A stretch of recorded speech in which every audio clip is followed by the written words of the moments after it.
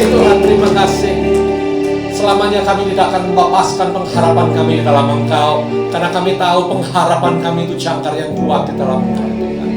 Terima kasih, kami percaya Engkau sudah mendengar pujian yang kami naikkan menjadi dupa yang berbau harum di hadapan tahta-Mu. Saat ini saatnya Engkau menyampaikan isi hati-Mu bagi kami. Tuhan, urapi setiap kami dengan urapan yang sama. Kau berbicara kepada setiap hati kami, kepada pikiran kami serahkan dalam tangan kasih-Mu. Kuasai dalam nama Yesus. Sembunyikan hamba-Mu di belakang kayu salib-Mu Tuhan. Sampaikan isi hati-Mu bagi setiap kami, supaya kami boleh hidup di dalam kebenaran-Mu, dan kami mengalami kemenangan demi kemenangan Tuhan. Dalam nama Tuhan Yesus kami sudah berdoa dan mengucap syukur. Amin. Silakan duduk Bapak Ibu sekalian. Shalom. Ya.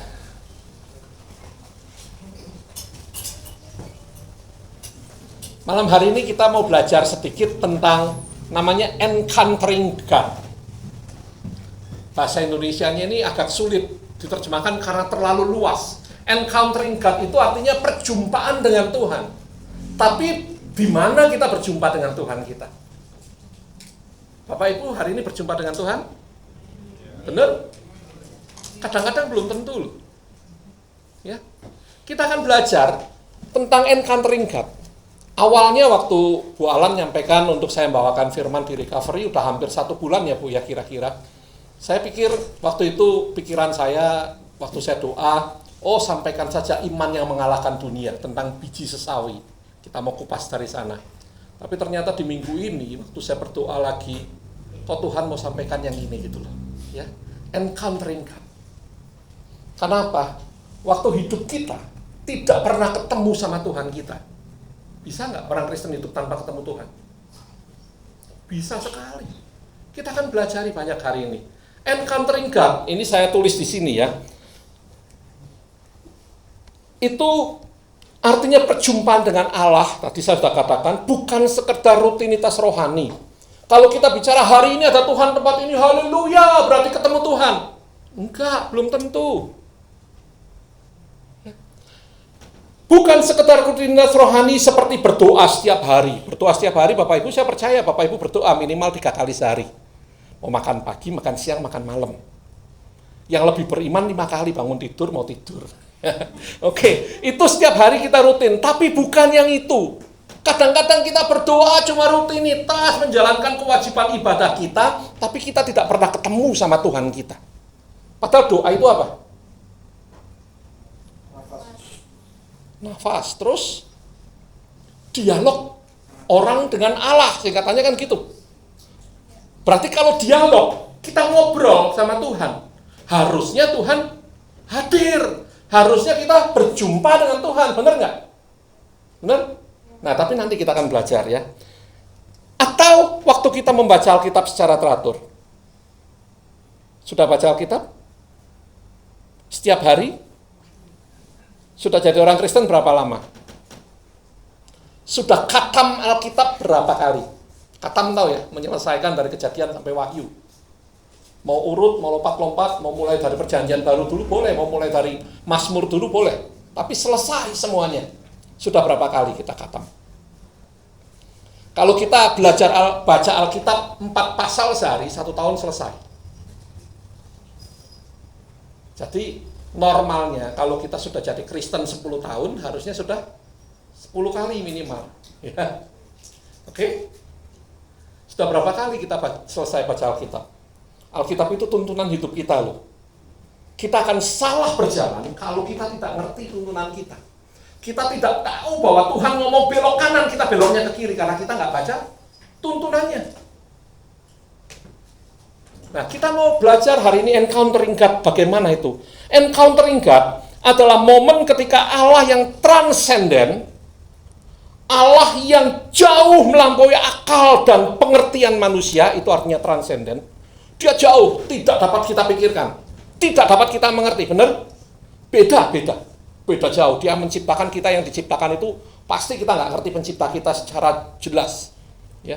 Allah yang transenden, ya, yang jauh melampaui itu menerobos masuk ke dalam ruang dan waktu kita, menyatakan dirinya secara nyata dan menjumpai kita secara pribadi.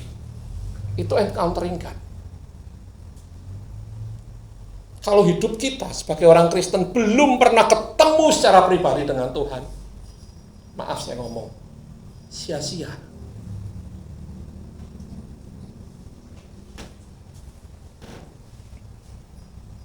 Biasanya encountering God, perjumpaan dengan Tuhan itu menjadi titik balik seseorang. Titik baliknya bukan titik balik biasa. Kalau bertobat itu gini, jalan, ya. Terus sana dosa. Bertobat ini gini, bukan cuma 90 derajat, tapi kita berbalik 180 derajat. Kita menjauhi dosa. Ya. Bukan muternya 360 derajat, balik lagi nanti. Ya. Nah, itulah bertobat. Nah, kalau kita encountering dengan God, dengan Tuhan, kita akan berjumpa dengan Dia secara pribadi, dan waktu titik itu terjadi, kita mengalami perubahan yang drastis. Kita yang penakut, kita yang pengecut, kita yang emosian, itu akan diubahkan sama Tuhan. Ya. Hidup kita tidak pernah sama lagi. Ya. Terus pandangan kita tentang Tuhan juga akan berubah 100%. Nah, kita mau belajar sedikit. Ya. Hari ini memang tema utamanya encountering God. Tertulisnya agak kecil ya. Tapi kita nanti akan belajar bagaimana caranya yang subtemanya menanggalkan kasut di tanah yang kudus. Apa itu nanti kita akan belajar banyak. Ya, kita lanjutkan dulu. Apa itu encountering God? Tadi saya sudah nyatakan ya. Selalu menjadi titik balik yang dramatis, mengubah identitas, arah hidup dan panggilan. Setelah perjumpaan itu, seseorang tidak akan pernah sama lagi seperti dahulu. Mau hidup kita tidak akan pernah sama lagi seperti yang dahulu? Kalau yang dahulu kita gagal-gagal terus, banyak hutangnya, hidup kita berubah. Kalau yang dulu hidup kita menghina Tuhan, menyakiti hatinya, hidup kita berubah, kita jadi menyenangkan Tuhan. Itu encountering dengan God. Perlu nggak? Perlu? Kalau hari ini hidupmu hidup kita masih sama seperti 2 hari yang lalu, 3 hari yang lalu, setahun yang lalu, bahkan 10 tahun yang lalu, atau 25 tahun yang lalu, sia-sia kita jadi orang Kristen. Kenapa? Kasihnya senantiasa baru setiap pagi. Benar kan kita nyanyi kan? Kasih Tuhan senantiasa baru. Kita nggak terima yang biasa, yang rutinitas seperti itu, tapi yang baru yang kita terima.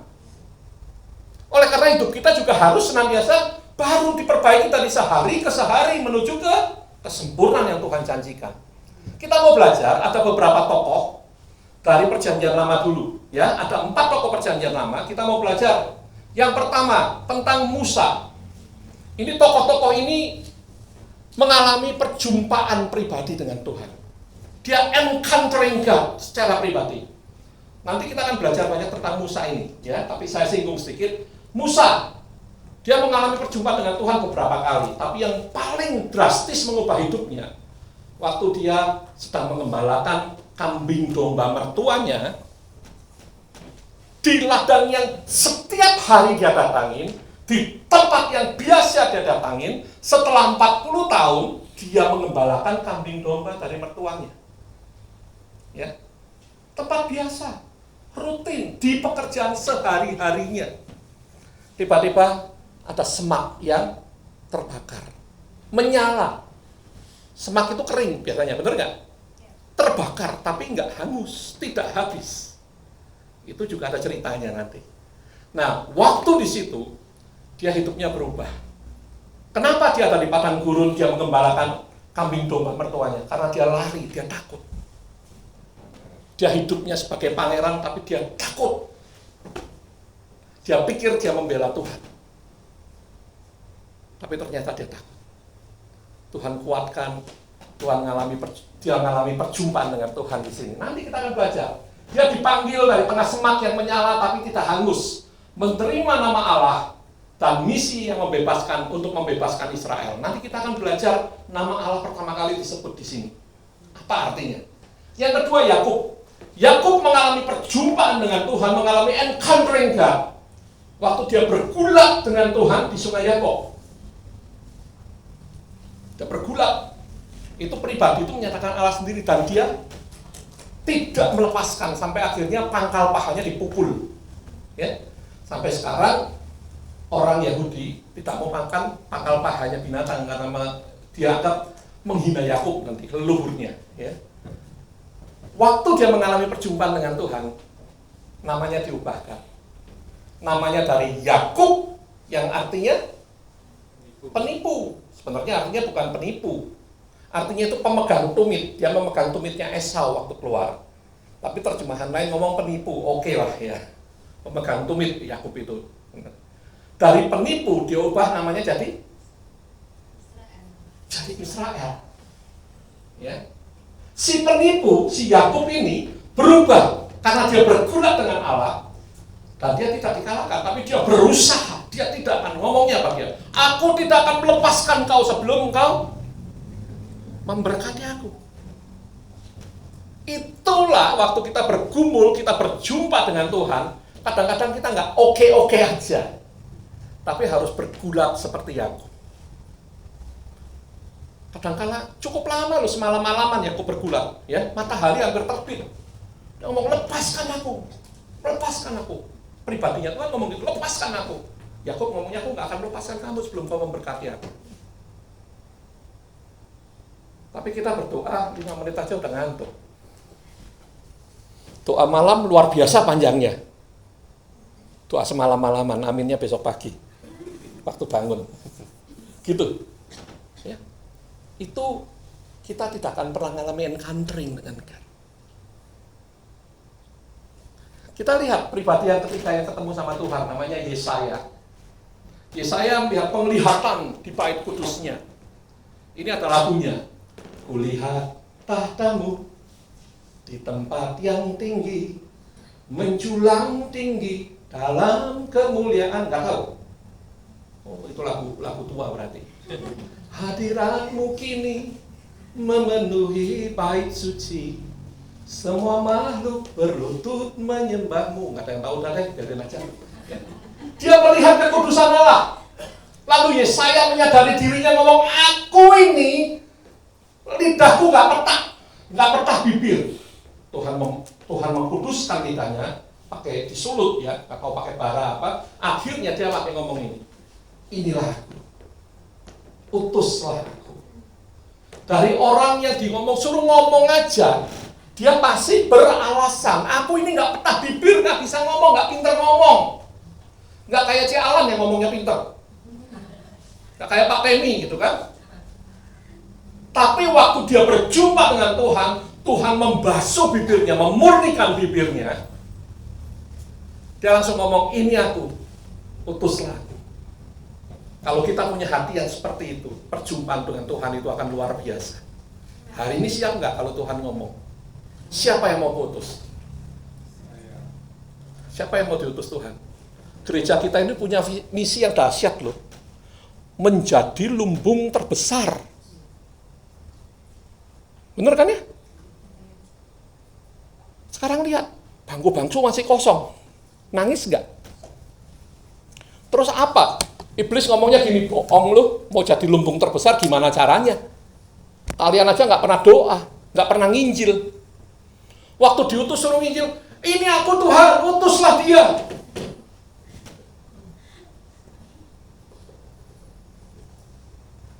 Kak ya, saya percaya kita semua yang hadir di sini akan mengalami perjumpaan dengan Tuhan waktu kita sungguh-sungguh dan hidup kita akan diubahkan. Benar-benar nanti yang dimaksud nyanyi lagu ini akan kejadian apa yang tak pernah dilihat, yang tak pernah didengar, yang tak pernah timbul di dalam hati. Itu diapain sama Tuhan? Mau nggak? Mau? Ketemu sama Tuhan, berjumpa dengan Dia. Ya, kita lanjutkan nanti pulangnya jam 10 kalau enggak. Yang keempat, namanya Elia. Elia ini nabi yang besar, nabi yang dahsyat. Dia habis bunuh ratusan nabi-nabi Baal. Sendirian dia menggorokin satu persatu. Dia menang. Hebat nggak?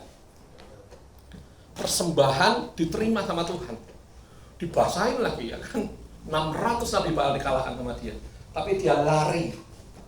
Dia ketakutan. Sama ratu namanya sebel. Karena dia mau dibunuh. Dia bisa menang lawan nabi-nabi Baal, tapi sama Isabel takut. Ada kalanya pendeta juga seperti itu loh. Nggak senantiasa di atas. Makanya Bapak Ibu yang di sini, setiap hari doakan gembalanya nggak?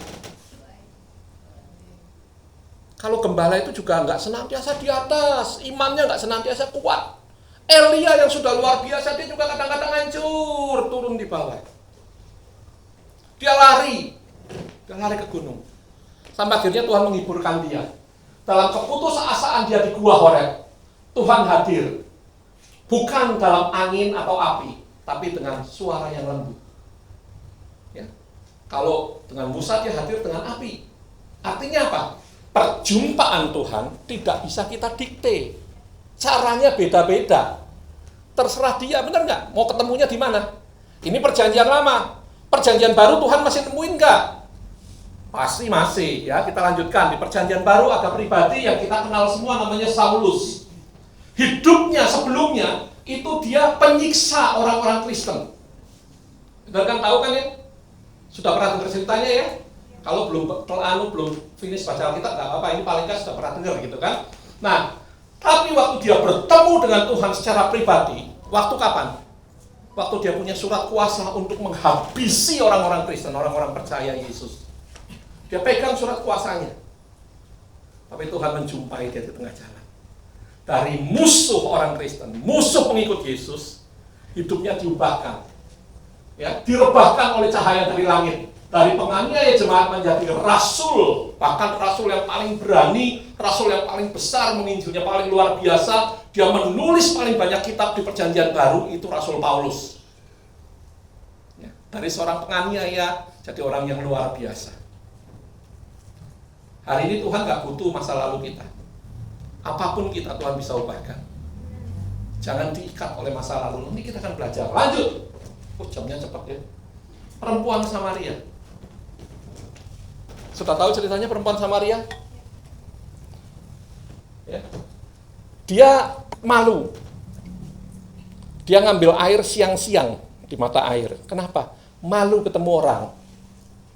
Dan Samaria itu bermusuhan dengan Yahudi. Ya. Waktu dia bertemu sama Tuhan, dosanya ditelanjangi. Ya. Benar katamu kamu nggak punya suami, tapi suamimu kan banyak. Nah, itu ditelanjangi dosa. Tapi waktu dia ketemu sama Tuhan, dia menjadi dari orang yang terisolasi, nggak berani ketemu siapa-siapa. Dia menjadi pemberita Injil yang luar biasa, yang memenangkan banyak jiwa bagi kotanya. Nah, hari ini mungkin kita takut, kita malu-malu ketemu orang, kita nggak berani ketemu orang, kita terisolasi, siapa sih aku ini? Nanti aku ngomong nggak didengar sama orang. Alami perjumpaan dengan Tuhan. Waktu setiap kita mengalami perjumpaan dengan Tuhan, kita akan menjadi saksi buat kotanya, buat kota Surabaya ini. Saya percaya setiap ibadah bangku-bangku akan penuh. Bahkan 2 kali ibadah nggak cukup. Ya, kalau kemarin Pak Gembala ngomong Tuhan sudah serahkan iman, ruko sebelah untuk jadi milik kita. Artinya tempat akan diperluas. Kursi akan nambah. Jiwanya? Nambah. Siapa yang nyari jiwa? Siapa yang nyari jiwa? Kok pada diem? Siapa yang mau nyari jiwa? Jiwa-jiwa itu punya Tuhan, tapi tersesat. Yang masih tersesat, ayo kita tunjukkan jalan. Weh, jalanmu ini loh, rumahmu itu ada di GBI Imras ini loh, gitu kan? Ngomong sama mereka, ya. Oke, yang terakhir. Gak usah banyak-banyak, contohnya kalau banyak-banyak nanti kita kelamaan. Petrus sebelum dia kenal Tuhan Yesus, sebelum ketemu Tuhan Yesus, sebelum dia diangkat menjadi rasulnya, kerjanya apa? Ya, nelayan, penjala jiwa, penjala ikan. Tapi waktu dia sedang dalam frustasi, usahanya gagal, semalam-malaman dia nyebar jala, tidak ketemu ikan. Dia bukan sendiri, sama teman-temannya. Tapi Tuhan Yesus ngomong tebarkan jalan. Ini orang satu ini memang agak dablek ini. Tunggu diberkati dulu baru percaya Tuhan. Tapi waktu dia lihat berkat yang luar biasa, dia tinggalkan berkat itu. Dia lari ketemu Tuhan. Dia pakai celananya dulu karena kebiasaan mereka di sana melaut itu nggak pakai baju, lebih enak berenangnya, ngejarnya gitu kan. Dia pakai bajunya, dia jumpai Tuhan Yesus. Ikannya ditinggalkan. Ikan yang dia cari semalam-malaman, seumur hidupnya dia kerjanya cari ikan kan. Yang dia dapatkan banyak, dia tinggalkan waktu ketemu pribadi Yesus. Nah, kalau kita tahu sekarang, Petrus itu rasul yang meninggalnya paling ekstrim. Kalau yang lain oke. Kalau Rasul Petrus itu meninggalnya disalib dan terbalik. Karena waktu dia disalib, dia dihukum mati, dia ngomong mau disalib. Aku tidak layak disalib seperti Yesusku. Aku gak layak. Dia minta sendiri, kebalik, kepalanya di bawah. Orang yang penakut ketemu sama Tuhan, hidupnya diubahkan luar biasa. Ya, oke, kita lanjutkan. Ini perjumpaan dengan Tuhan. Sudah mulai mudeng? Sudah? Kita lanjutkan. Sekarang, apa saja? Ada 3 hal. Itu tadi baru pembukaan loh. Ada 3 hal yang akan kita renungkan hari ini. Yang pertama, siapakah Allah yang berbicara di Semak Duri ini? Kita belajar dari Musa aja. Ya. Apa artinya berdiri di tanah yang kudus? Dan ketika kasut apa yang harus kita tanggalkan sebelum berjumpa dan nantinya bisa dipakai oleh Tuhan. Ya, kita mau belajar sedikit, kita mau renungkan sedikit. Ya. Musa itu tadinya memang bayi yang dibuang, dihanyutkan karena takut dibunuh. Benar kan? Kemudian dia diambil sebagai anak oleh putri Firaun. Berarti standarnya dia naik jadi kelas bangsawan. Keturunannya raja meskipun anak angkat. Benar? Benar ya? Dia punya hak luar biasa, makanan enak, benar? Suatu saat dia lihat, dia tahu karena dia disusui oleh mama aslinya. Pasti ibunya itu akan memberitahu, kamu itu bukan keturunannya Firaun. Kamu itu umat pilihan Tuhan, bangsa kesayangannya Tuhan, umat Israel. Akhirnya Musa ambil keputusan waktu dia lihat, dia saksikan, dia dengar bangsanya ditindas. Waktu itu bukan penindasan, dia lihat bangsanya berkelahi satu sama lain. Ya, ceritanya kan kita tahu akhirnya dia bunuh yang salah. Dia pikir dia bisa membela kerajaan Tuhan. Dia pikir dia melakukan untuk Tuhan. Tapi Tuhan ngomong, sebab rancanganmu bukanlah rancanganku. Seringkali kita berpikir, aku mau melayani Tuhan dengan cara begini. Tapi ternyata rencana Tuhan enggak, berbeda. Kalau kita ikutin rencana kita akan jadi kayak Musa pertama. Umur 40 tahun dia melarikan diri. Umur 40 loh. Dia lari, dia ke padang gurun, ya dia ketemu Yitro yang jadi mertuanya. Dia mengembalakan kambing domba dari seorang pangeran yang punya kedudukan terhormat. Dia menjadi pengembala kambing domba. Bagi orang Mesir, mengembalakan kambing domba itu pekerjaan paling hina. Di Alkitab ditulis. Nanti baca ya. Di Alkitab ditulis, itu pekerjaan paling hina. Dari pangeran jadi paling hina. Berapa tahun dia mengembalakan? Apa yang dia lakukan? Bisa bayangkan nggak? Kita baca Alkitab itu harus sambil bayangkan keadaan di Musa waktu itu. Dia lari, dia takut akan dibunuh sama orang Mesir, sama orang-orang Israel yang lainnya. Apa yang dilakukan? Dia di padang gurun jauh. Dia mengembalakan. Weslah Tuhan, daripada aku mati, aku ngene tetap bisa urip Tuhan ya. Siapa tahu nanti suatu saat aku balik lagi ke Mesir. Siapa tahu Tuhan. 40 tahun dia jalani. Dia mengembalakan kambing domba di ladang yang sama, di padang yang sama. Dia ketemu di tempat yang sama. Dia menjalankan, dia sudah mungkin 40 tahun harapannya mungkin sudah hilang.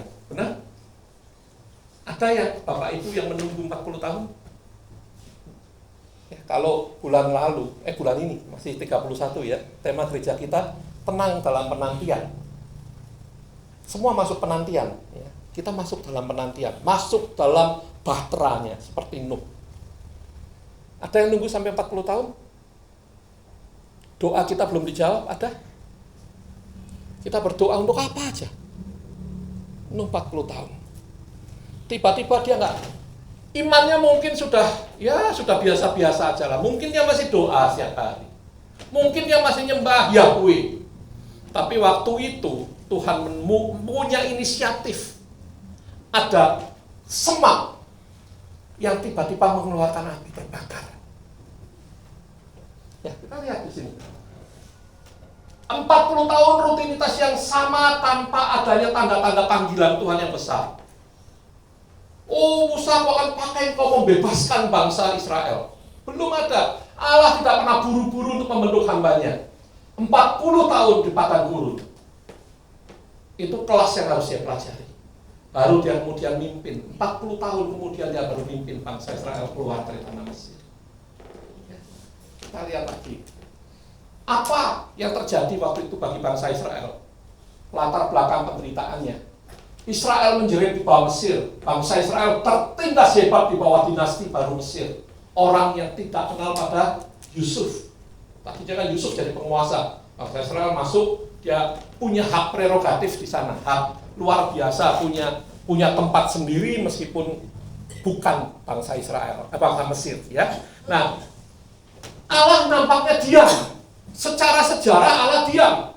Namun secara kehadiran providensial dia tidak pernah diam. Dia tetap hadir. Di balik kesunyian itu, dia sedang menyiapkan seorang pembebas. Berapa tahun bangsa Israel ditindas? Kelihatannya tidak ada harapan. Bahkan waktu dibebaskan pun ngomong, Musa, kamu membiarkan aku mati, membiarkan aku kelaparan, padahal di Mesir aku bisa makan bawang pre, aku bisa makan daging. Dibebaskan ngomong gitu loh. Mental budak. Ya, kita tinggalkan dulu, kita nggak lihat ke sana.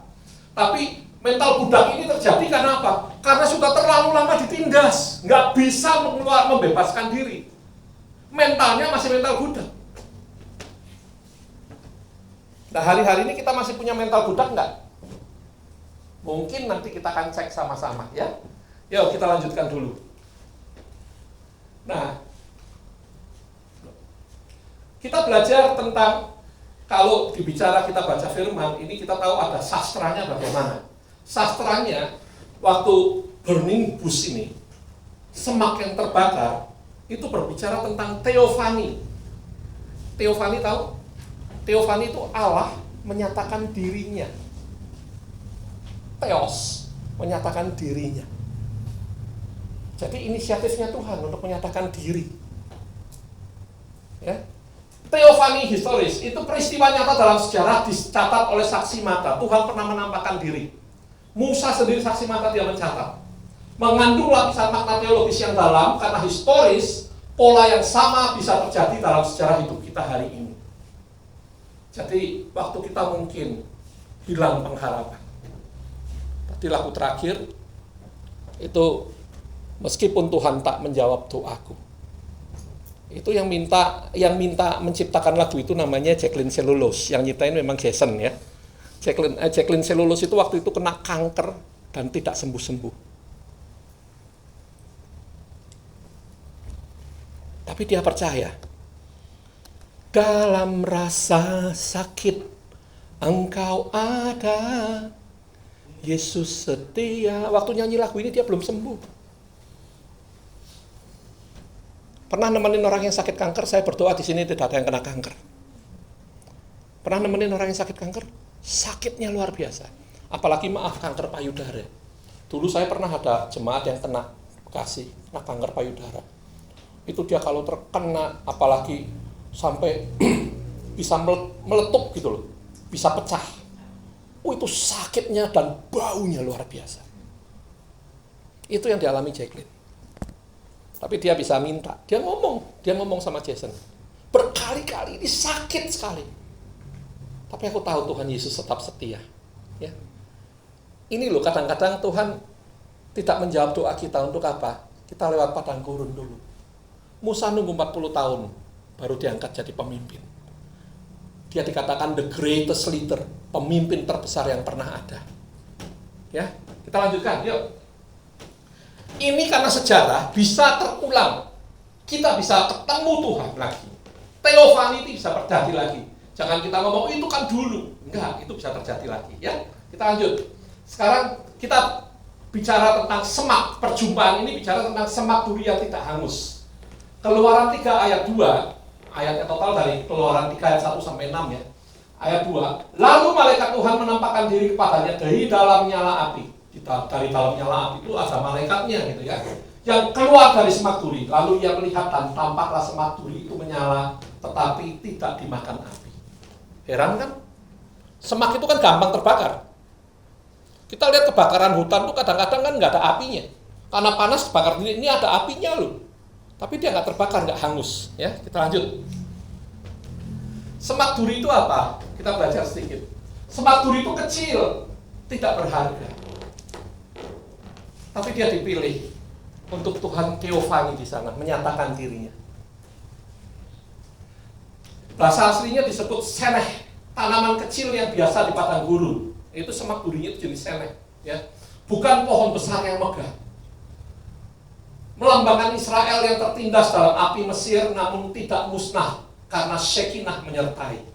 Nah, Tuhan berikan setiap tanda-tanda yang Tuhan berikan itu ada artinya. Semak duri terbakar. Itu semak duri diandaikan seperti bangsa Israel terbakar oleh penindasan Mesir. Ya, tapi tidak habis, tidak hangus. Allah memilih hal yang paling tidak berharga di mata kita untuk menyatakan kemuliaannya. Jangan pernah meremehkan hal-hal yang sepele yang tidak berharga loh. Kadang-kadang teman kita yang kelihatannya paling nggak bisa apa-apa, bisa jadi Tuhan pakai luar biasa. Ya. Ya, jangan pernah nyepelekan. Kita lanjut. Nah, kita mau belajar. Kapan nama Allah pertama kali disebutkan? Di sini, Kejadian Keluaran 3 ini ngomong. Tuhan menyebut namanya Eyeh, Asher, Eyeh. Ayat 12, bukan ya. Ini bicara tentang terjemahannya aku adalah aku. Aku, bahasa kasarnya gini. Aku yo sak karepku dewek. Waktu Tuhan menyatakan, siapa kamu? Tuhan tanya. Kalau kamu ditanya siapa nama Tuhanmu yang ngomong sama kamu, Asher, aku adalah aku. Bahasa kasarnya itu yo sak karepku. Aku ini ya, aku mau jadi apa terserah aku. Aku adalah aku. Makanya kalau kita baca kejatuhan dalam dosa, itu waktu kita mulai ngomong, aku Tuhan, berkati aku, pakai aku lebih dalam lagi. Tuhan, ini punyaku ya Tuhan. Oh, aku itu hebat Tuhan. Aku itu namanya Tuhan. Kita ini nggak layak sejajar sama Tuhan. Benar? Jangan pernah ngomong aku lagi dengan membusungkan dada gini. Itu kesombongan, makanya Tuhan marah, dihabisin. Yang punya nama aku itu cuma Tuhan. Amin. Kita masing-masing ciptaannya diciptakan untuk memuliakan Dia. Ya. Seringkali kita tidak pernah bisa ketemu sama Tuhan. Tuhan tidak pernah berjumpa menyatakan dirinya karena kita sombong. Ya. Bukan nama yang statis seperti berhala Mesir, melainkan jaminan kehadiran yang dinamis. Ya. Musa tidak diberi rencana 5 tahun, tapi ia diberi satu jaminan. Di ayat 12 ngomong, aku akan menyertai engkau. Akan itu berarti terus berjalan, ya, bukan cuma repelita atau rencana 1 tahun. Kehadiran Tuhan jauh lebih kuat dari sekedar rencana yang rapi. Dari nama Tuhan yang Asher ini, itu punya arti seperti itu. Kita lanjutkan, nanti nggak selesai. Nah, berikutnya apa yang terjadi dengan semak terbakar ini, itu bayangan dari inkarnasi. Inkarnasi itu Tuhan Yesus datang sebagai manusia, itu inkarnasi. Pola Alkitab, Allah yang kudus mendiami yang rapuh, ya, yang kudus Allah, pribadi Allah dengan rapuh. Semak yang rapuh, seneh tadi. Bukan menghancurkan, tapi mendiami. Ini di sini dikatakan polanya sama. Tuhan masuk dalam hidup kita. Makanya disebut, tidak tahukah kamu bahwa tubuhmu adalah bait suci. Kalau bait suci, rumah suci itu tempat tinggalnya siapa? Tuhan. Tuhan itu tinggal dalam hidup kita yang rapuh, gak ada apa-apanya ini. Bukan untuk menghancurkan. Bukan untuk kehebatan kita, tapi untuk menyatakan kemuliaan. Amin. Kita ini tetap seneh, kita ini tetap jerami, rumput kering yang tidak ada artinya di hadapan Tuhan, semak yang tidak ada artinya. Semak duri itu bicara juga tentang tabernakel. Puncaknya Yesus, ya. Tabernakel tahu kan bait suci? Puncaknya Yesus, firman jadi manusia diam di antara kita. Immanuel, Allah beserta kita, jaminan yang sama seperti Keluaran 3 ayat 12 yang diberikan kepada Musa. Nah, kita baca selanjutnya. Api kudus Allah yang seharusnya membakar habis kita karena dosa, dalam Kristus justru menjadi api yang menyucikan, bukan membinasakan. Ini inti Injil kalau diambil dari semak duri. Kita lanjutkan lagi. Nah, sekarang kita sudah tahu berjumpa dengan Tuhan penting, tapi nggak semua orang bisa ketemu. Kenapa? Karena itu hak prerogatifnya Tuhan mau jumpain siapa. Tapi sedikit banyak kita harus tahu caranya. Ada etikanya ketemu Tuhan. Setuju? Kita mau ketemu, kita bayangkan ini kerajaan. Berarti kita bayangkan sebuah kerajaan. Bisa nggak kita nemuin raja seenaknya sendiri? Rakyat boleh nggak nemuin raja seenaknya sendiri? Ada aturannya. Datang ke sana bajunya harus beda, benar nggak? Nanti jalannya beda. Kalau coba ke Keraton Jogja, yang namanya para pini sepuh, pegawai-pegawainya kaisar, pegawainya raja, sultan di sana, itu nggak pakai kaki jalannya, pakai dengkul. Itu sama loh, kita menghadap Tuhan harus dengan dengkul. Kita doa nggak pernah menghargai dia. Nanti kita belajar kapan-kapan cara berdoa ya, cara nyembah Tuhan. Tapi cuma cara satu yang Tuhan mau, pakai dengkul atau kayak anjing, menelungkup. Ya. Kita mau belajar tanggapan kita bagaimana. Ada caranya. Yang pertama, cara yang paling pertama. Nanti cara berikutnya kita bahas lain kali. Tanggalkan kasutmu. Apa sih kasut itu? Kasut ini berapa kali disebut dalam Alkitab. Di Rut juga disebut. Ya. Kasut tahu nggak kasut? Ini loh kasut. Baik itu sandal, sepatu, apapun juga yang melindungi kaki. Namanya kasut. Kasut itu bahasa aslinya dia yang menutupi. Ya, kasut. Nah, kasut itu melindungi kaki kita, benar nggak? Kadang-kadang kita nginjek kotoran.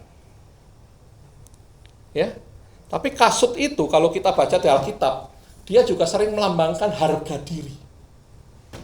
Makanya anak bungsu waktu dia kembali, salah satu yang dikembalikan, yang bapaknya suruh nyiapin itu apa? Kasut. Selain jubah disiapkan kasutnya lagi, dikembalikan harga dirinya. Ya, nanti kita pelajari lebih dalam tentang kasut.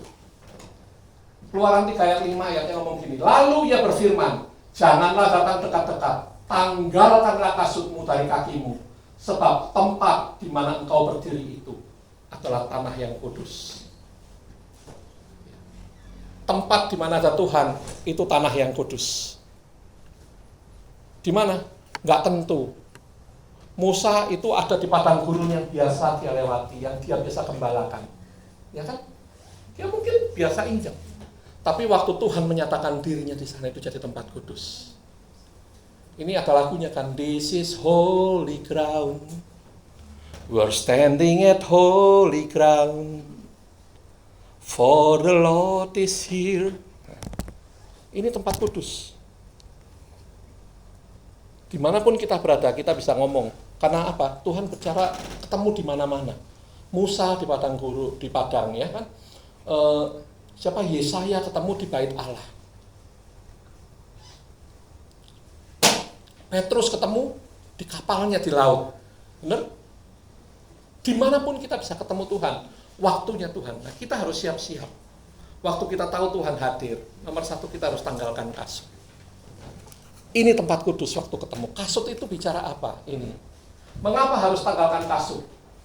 Holy ground, tanah yang kudus itu disebut bahasanya kodes. Artinya apa? Tempat itu dipisahkan, disendirikan. Tempat yang berbeda total. Yang lainnya tidak terbakar, semak itu terbakar sendiri tempat itu. Itu kudus. Ya. Kasut itu tanda kepemilikan dan hak atas tanah. Buktinya apa? Rut pasal 4 ayat 7 ngomong gini. Beginilah kebiasaan dahulu di Israel dalam hal menebus dan menukar. Setiap kali orang hendak menguatkan sesuatu perkara, maka yang seorang menanggalkan kasutnya yang sebelah dan memberikan kepada yang lain. Dengan demikianlah caranya orang mensahkan perkara di Israel. Jadi kasutnya diberikan, itu tanda terimanya. Menyerahkan hak. Ya, tadi makanya nanti kita nyanyi ada satu lagu ngomong, ku lepaskan semua hakku untuk mengenal pribadimu di hidupku. Seringkali kita tidak mau melepaskan hak kita. Bahkan yang bukan hak kita pun kita aku jadi hak kita. Ya. Coba belajar. Hari ini Tuhan ngomong, tanggalkan kasutmu. Nanti kita belajar akan ada 4 kasut. Kita cepatkan ya. Menanggalkan kasut itu artinya penyerahan hak secara total. Bukan sekedar sopan santun. Masuk ke rumah orang kan lebih baik sepatunya dicopot, benar nggak? Itu sopan santun. Dan juga kalau kita ngomong itu menyerahkan hak total. Ini aku di rumahmu, aku ikut aturanmu. Ya, lanjut. Kasut apa sekarang? Ini refleksi. Kita bayangkan masing-masing. Kalau hari ini Tuhan minta sama kita, tanggalkan kasutmu. Kita percaya this is holy ground. Ini tempat kudusnya Tuhan, percaya. Di rumahmu kamu percaya itu tempat kudusmu waktu kamu berdoa, percaya. Di gereja waktu kita berdoa, kita percaya itu tempat kudus. Di tempat pekerjaan kita waktu kita bekerja, percaya bahwa itu tempat kudus kita. Tanggalkan kasut. Ada 4. Tadi yang pertama kita bicara tentang itu melepaskan hak ya. Ini yang pertama, kasut ego. Kita seringkali egois. Cara pandang kita terhadap diri kita sendiri. Prestasi-prestasi kita. Reputasi kita. Ini bicara kesombongan. Ketemu sama Tuhan kalau pakai kesombongan nggak bisa. Nggak bisa. Itu sebabnya Tuhan nggak pernah ketemu sama kita. Saya cuma pengen sedikit sisa waktu ini. Ayo, kita buka hati kita. Gali. Kasut apa yang masih kita kenakan. Sehingga Tuhan nggak bisa nemuin kita. Atau kita hangus dimakan apinya Tuhan. Karena kita melanggar kekudusannya Tuhan. Ya. Yang pertama, kasut ego. Ada nggak? Ada nggak? Susah loh. Kita usaha berhasil, dipuji-puji orang, oh hebat ya aku ya. Oh iya aku. Nah, ini ego. Kesombongan. Waktu ketemu sama Tuhan, waktu Tuhan kita mau berjumpa dengan Tuhan, mau dipakai sama Tuhan, tinggalkan kesombongan kita. Ya. Ini punyaku, ngotot rebutan hak. Lepaskan. Yang kedua, kasut masa lalu. Ini yang banyak yang menimbulkan luka hati, yang menyebabkan kita nggak bisa damai sama sesama kita. Masih ada luka hati yang disimpan dalam hidup kita. Masa lalu. Mungkin masa lalu kita nggak enak. Mungkin pernah dibully, atau mungkin pernah ngalamin sesuatu yang lain. Punya orang tua yang kejam, yang tidak kasih. Itu membekas masa lalu. Tapi hari ini Tuhan ngomong, tanggalkan kasutmu. Kalau nggak mau nanggalkan kasutmu, ya, kau tidak akan pernah berjumpa dengan Tuhan. Yang bisa nyopot kasut kita siapa? Kita sendiri, bener nggak? Setuju ya? Kalau yang nyopot Tuhan itu maksa nanti. Kaki kita bisa ikut putus. Tanggalkan kasutmu. Sukarela. Hari ini Bapak Ibu mungkin ada sakit hati. Dendam, kepahitan yang lama yang masih nyimpan dalam hidup kita. Tertinggal dalam hidup kita. Kalau kita ingat itu, benci. Gak bisa berdoa. Tuhan mau ketemu sama kita. Tanggalkan kasutmu. Tanggalkan luka hatimu. Mau? Saya percaya malam hari ini dia ada tengah-tengah kita, dia mau ketemu sama kita. Oleh karena itu this is holy ground. Ini tanah kudus. Waktu kita pulang itu juga tanah kudus kita. Tuhan akan berjumpa dengan kita. Yang ketiga, kasut kendali. Rencana kita yang sudah tersusun matang. Ya, kita takut menghadapi situasi saat ini karena rencana-rencana kita bisa gagal total. Itu juga harus diserahkan sama Tuhan. Seperti Tuhan Yesus ngomong, kalau boleh lalukan jalan ini, karena bukan kehendakku yang jadi, tapi kehendakmu. Kehendak kita itu kan rencana-rencana, benar nggak? Ya, tanggalkan kasut yang ketiga. Ini boleh loh, ya. Ini mau difoto boleh, dicatat boleh. Ini harus lepas dari hidup kita setiap saat. Ini yang keempat. Saya nyari yang terakhir apa? Waktu doa pergumulan Tuhan ngomong ini, kasut kenyamanan. Kadang-kadang kita terlalu santai, terlalu nyaman. Dibangunin pagi-pagi suruh doa. Oh, masih nyaman tidur. Nanggung Tuhan, ini masih PW Tuhan, posisi enak Tuhan. Ya. Zona aman yang bertahun-tahun. Seperti Musa juga ngomong Keluaran 4 ayat 13. Ini aku Tuhan, utus orang lain aja, aku ini nggak betah bibir ditiru oleh saya. Karena sudah nyaman, masuk dalam prosesnya Tuhan, ruang tunggunya Tuhan, itu stres. Kalau kita tidak punya pengharapan yang kokoh, kalau kita tidak melepaskan kasut kita, kalau kita Tuhan tidak datang-datang ketemu kita karena apa? Karena kita masih pakai kasut-kasut yang lain ini loh. Sehingga kita tidak kudus. Ya. Oke. Yuk kita lanjutkan, kita cepetin. Selesai. Apa yang harus kita lakukan? Yang pertama, malam hari ini identifikasi. Bawa pulang. Minggu ini kita harus ketemu Tuhan semuanya, setuju? Ya, pulang ketemu Tuhan, cari. Malam ini tuliskan satu kasut spesifik yang Tuhan tunjukkan kepada kita. Berdoa, minta ngomong, Tuhan Roh Kudus tunjukkan kasut apa yang masih aku pakai Tuhan. Kasut yang membawa kekotorankah, atau kasut yang membawa harga diriku, atau kasut masa lalu aku yang membebani aku sehingga aku tidak bisa bergerak bebas, aku masih dipenuhi dengan rasa sakit hati dan yang lain-lain. Minta Tuhan tunjukkan. Mau? Malam hari ini ambil waktu sebelum tidur, berdoa sama Tuhan. Yang kedua, sendirikan waktu. Besok pagi bangun pagi-pagi, sisihkan 5-10 menit aja, hening tanpa HP. Malam ini kan sudah tahu kira-kira Tuhan, kasut apa yang Tuhan berikan, yang Tuhan ngomong. Serahkan kasut itu, copot kasut itu, tanggalkan. Saya jujur, pemuritan saya, mama rohani saya bolak-balik ngomong, dekat sama Tuhan, hatimu diubah, itu harus LLRH, lemah lembut dan rendah hati, itu bolak-balik yang diajarin sama mama rohani saya. Kenapa? Dekat sama Tuhan. Dia minta, bangun pagi jam 2, jam 3, ayo kita ketemu di udara. Dan saya sudah mulai lakukan sebulan ini. Memang nggak rutin jam 2, jam 3, sebangunnya, saya nggak nyetel alarm.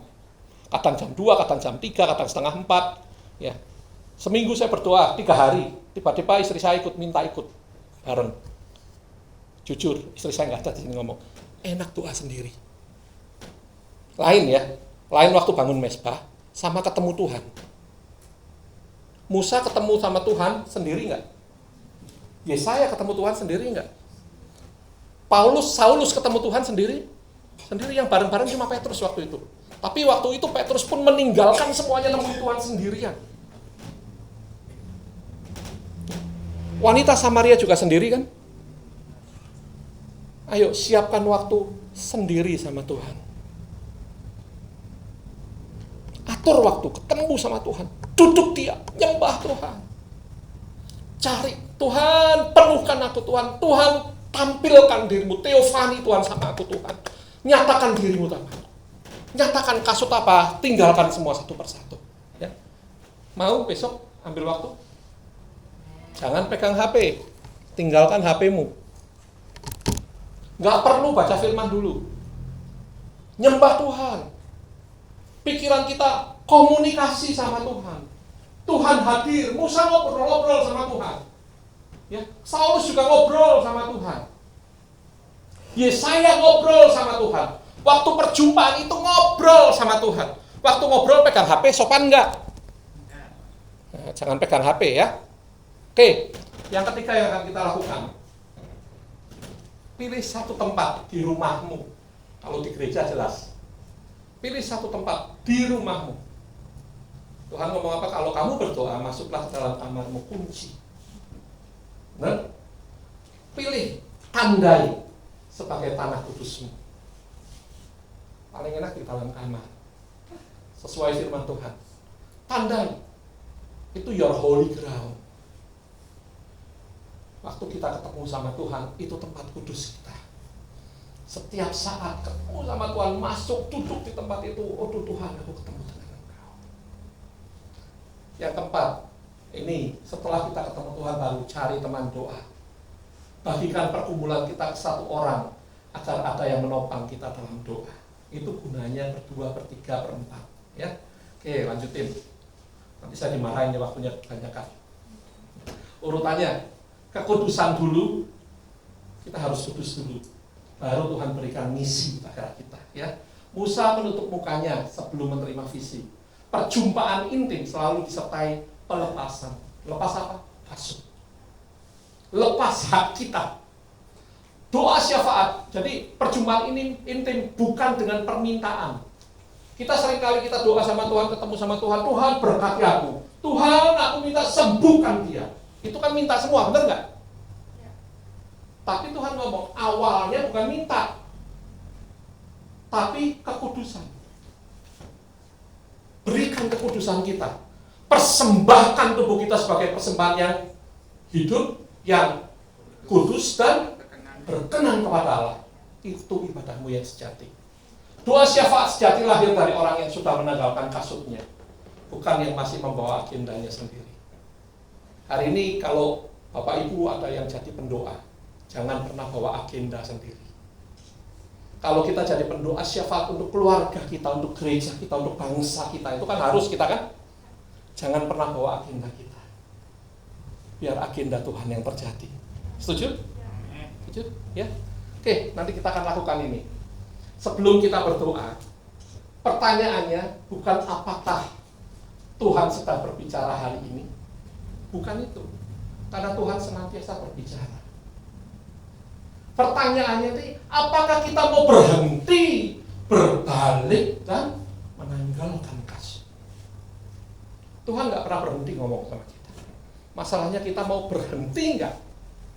Berbalik dari kegiatan kita dan tanggalkan kasut kita. Baru masuk dalam doa. Ya. 3 hal yang harus kita bawa pulang. Allah menjumpai kita di tengah rutinitas biasa. Tapi Paulus masih biasa kan? Musa melakukan pekerjaan biasa. Saulus mengerjakan tugasnya, bawa tugas untuk membinasakan orang percaya. Petrus masih jaring ikan. Ya. Semua masih melakukan tugas. Jangan pernah berhenti dari pekerjaanmu. Engkau akan diberkati Tuhan. Engkau akan jadi saksi Tuhan di pekerjaanmu. Kalau engkau ketemu sama Tuhan. Dan Tuhan bisa menjumpai kita dimanapun juga. Kehadirannya mengubah tempat biasa menjadi tanah yang kudus. Respon yang benar adalah penyerahan total. Dinyatakan dengan langkah nyata. Meletakkan, melepaskan kasut kita. Kalau kita sudah melepaskan kasut kita, Tuhan sudah ketemu sama kita. Dia akan memberikan kasut yang baru. Tahu kasutnya namanya apa?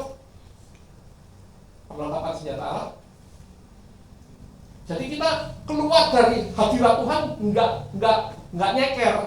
Kita Tuhan berikan kasut yang baru, kasut kerelaan memberitakan Injil.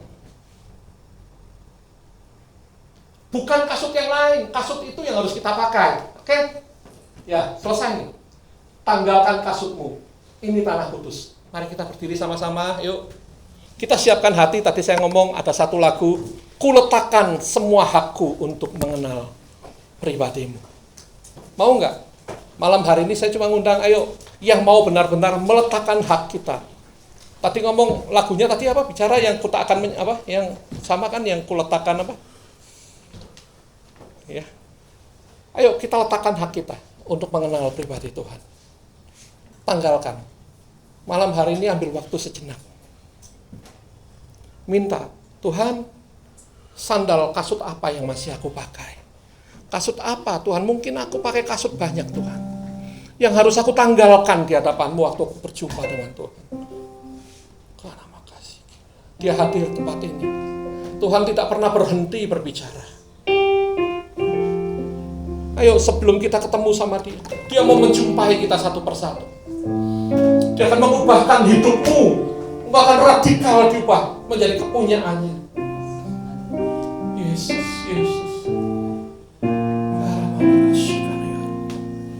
Buka hatimu, izinkan Roh Kudus memeriksa hidup kita.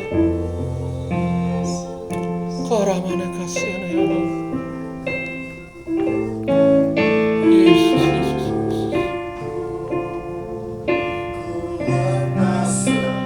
Karamana kasih.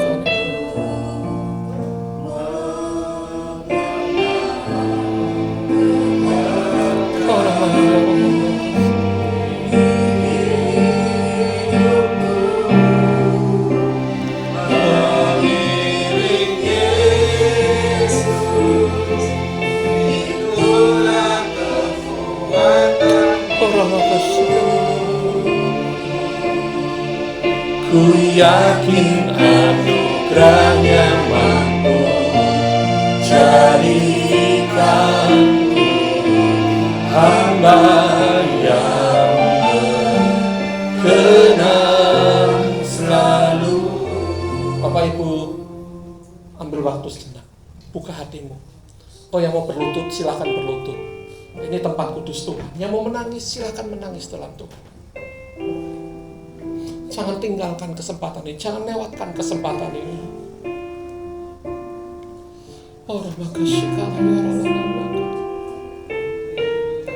Dia ada, dia rindu untuk berjumpa dengan kita. Satu persatu setiap kita, dia rindu untuk menjumpai kita.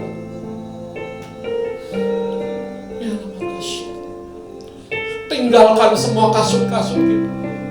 Jumpai dia. For this is holy ground. Sebab tempat ini tempat kudus. Kasutmu tidak layak untuk kau pakai. Orang maka ya Allah kasih. Yesus sekarang kasih. Yesus mohon makasih. Oh kira makasih karena Yesus. Karena anugerah-Mu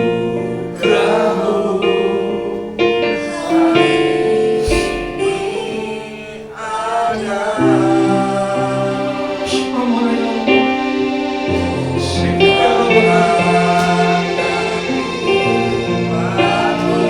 Asal ego kita tinggalkan. Semua karena Roh-Mu. Buka hatimu, Tuhan mau berbicara kepada kami. Penyembahanku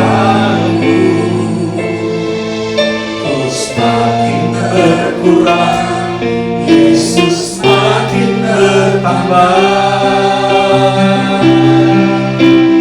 Mengikut Yesus, itulah kesukaan. Lepas semua aku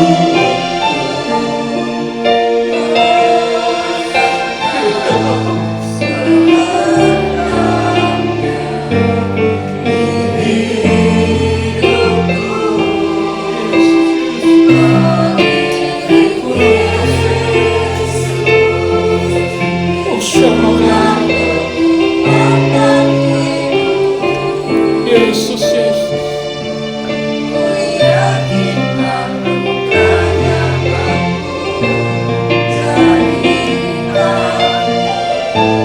hamba yang berkenan selalu. Ku yakin anugerah-Nya mampu untuk menjadikan kami hamba Tuhan.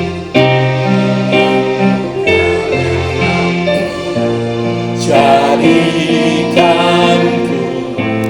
hamba yang berkenan selalu. Ayo buka hatimu, angkat tanganmu, serahkan sama Tuhan. Buka hatimu, angkat tanganmu. Kau yang mau menanggalkan kasutmu. Buka hatimu, angkat tanganmu. Ngomong sama Tuhan, Tuhan aku mau meninggalkan kasutku. Kasut ego, kasut masa lalu, kasut pribadiku. Tuhan rencana-rencanaku, bahkan kasut kenyataanku aku mau lepaskan Tuhan. Ini kami Tuhan, ini kami. Kami mau masuk dalam tempat kudus-Mu Tuhan.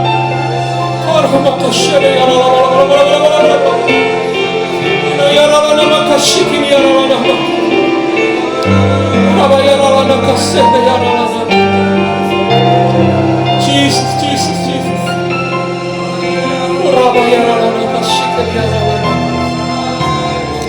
Terima kasih Tuhan, terima kasih.